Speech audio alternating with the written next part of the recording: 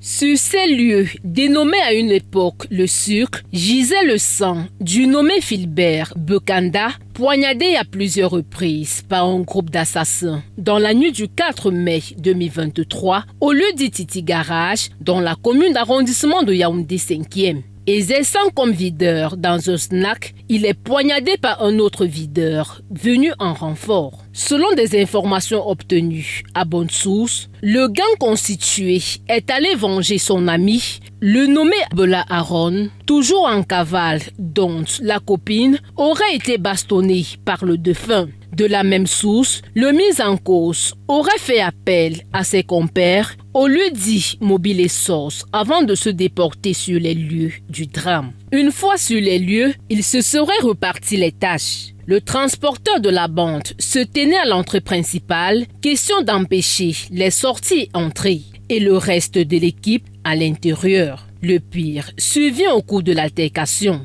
Les enquêtes pilotées par le commissaire divisionnaire Christine Irène Mindjom du commissariat central numéro 4 d'Ekounou permettent la reconstitution des faits ce lundi 3 février 2025. Nous sommes là face à un assassinat fait de sang-froid par une bande de malfaiteurs qui s'est réunie, qui s'est organisée et qui venait à tout prix pour exercer des violences, quitte à tuer. Le nommé Tila n'aurait pas eu besoin de passer par le marais où il travaillait pour prendre son poignard. C'est une préméditation.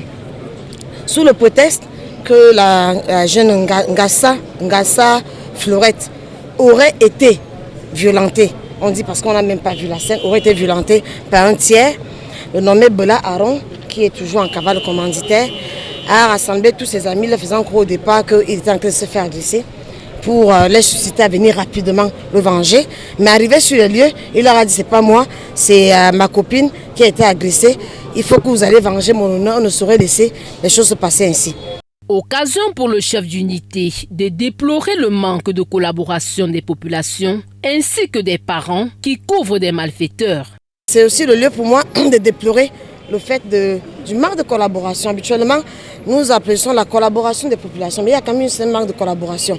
Je comprends aisément que les membres de la famille veulent protéger leur enfant, mais quand on sait ce que c'est qu'un enfant, surtout celui qui a été tué, était un enfant unique, qui avait perdu ses parents, élevé par sa grand-mère, qui n'avait même pas de moyens, mais qui se battait à l'élever comme son propre enfant.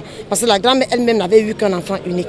Alors si les parents veulent protéger leur enfant, ils doivent aussi penser à la douleur de l'autre parent. Et de trahir, de dénoncer ou de livrer leurs enfants pour qu'on fasse une enquête et que les enfants assument au lieu de les couvrir. La présentation des présumés malfrats à la presse se tient en présence du procureur de la République du tribunal de grande instance du Foundi qui décèle lui aussi des zones d'ombre. Auprès de qui? Aaron. Aaron c'est qui? Aaron est mon beau-frère, le gars de ma Pourquoi lui? Bon, ce jour quand il descendait à la Non, pourquoi Aaron? Je n'ai personne d'autre. Ah bon? Et vous avez épousé qui?